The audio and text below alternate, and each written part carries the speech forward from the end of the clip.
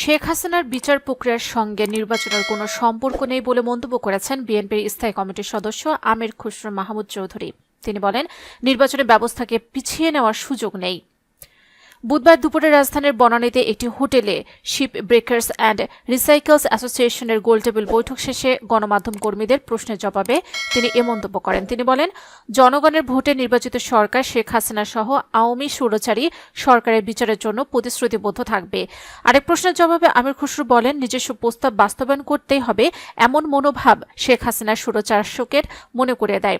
এর আগে গোলটেবিল বৈঠকে খসরু বলেন, দূষণের দোহাই দিয়ে শিপে ব্রেকারের মতো শিল্পকে শুধু মনিটরিং করা হচ্ছে, সাহায্য করা ভুলে গেছে সরকার। এ শিল্পকে বাধাগ্রস্ত না করে সুবিধা দেওয়ার অনুরোধ করছি সরকারকে। তিনি বলেন, বাংলাদেশ অতি নিয়ন্ত্রণের দেশ হয়ে গেছে, মানুষ শিল্প কারখানা দিতে পারছে না।